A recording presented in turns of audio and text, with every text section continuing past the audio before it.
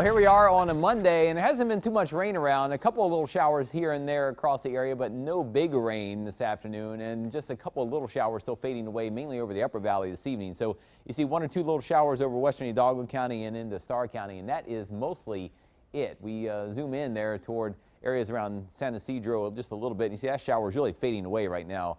Shower moving up to the northwest, still kind of holding on. One little shower faded away here in the latest frame. So there's not a whole lot of rain to go around, but little showers, maybe a couple of weak thunderstorms could pop up during the daytime again tomorrow. But temperature's not super hot. You know, some of those days here you get in the stretches in the summer where it's 99 or 101 everywhere on the map, but it's mostly in the 90s right now. 97 in McAllen, still 103 in Rio Grande City, but pretty much every place has stayed below 100 today in the mid and lower valley. So this evening, temperatures go basically from the 90s into the 80s gradually. There still might be one shower or two in Starr County or far western Hidalgo County before about 7 or 8 p.m., but mostly dry weather out there and light winds overnight. Just a breeze right now from the east at about 10 to 20 miles per hour. So lows tonight dip down eventually into the upper 70s.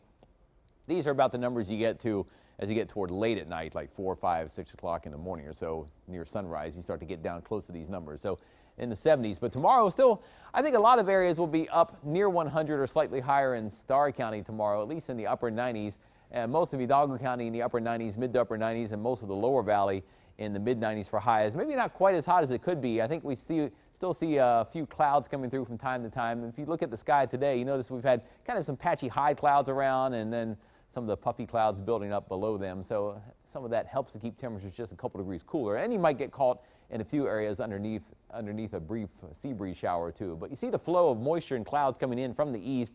There's not like a big, feature in the atmosphere to really kick off any heavy rain or widespread rain. So we're not going to get, downpours of several inches or anything like that. But as the moisture comes in and the atmosphere heats up some during the day, you may get little showers like this tomorrow, maybe a few brief downpours or a weak thunderstorm. But generally just isolated showers around or a thunderstorm. There's also a little bit of a weak disturbance coming down from the northwest. You can kind of see the clouds coming off the Texas coast by Louisiana in the last few frames there. A little weak disturbance coming down from the north and northeast may help maybe give the atmosphere a tiny little kick tomorrow or Wednesday, so that keeps the rain chances at about 20% or so. Future track here, when we look at the NAM computer model, shows dry weather across Texas and pretty quiet conditions around the area overnight. And then tomorrow, we have the atmosphere heating up again with a couple showers here and there. One weak cold front is stuck on the upper parts of the screen and kind of just gets stuck this week. So south of that front is where it's staying fairly warm and humid where we are. Also, if you look off to the southwest in the Pacific, hurricane over there, missing Mexico, but you see that goes by off to the southwest of Mexico and away and not impacting us directly. It may kind of bring in some high clouds at times to areas of our watershed, but very little rain for it in the upper areas of our watershed at all. So dry weather, for the most part, takes over by Thursday as rain chances drop down to about 10%. We're not looking for big rain chances later in the week. I think they kind of hover around 10% or so by Thursday and Friday. By the weekend, though, we'll have to watch and see if the moisture starts to return. We'll talk more about that coming up next half hour, but our rain chances may go down and then come back up by Sunday and Monday. So the first 7-day forecast, about 95 tomorrow and on Wednesday.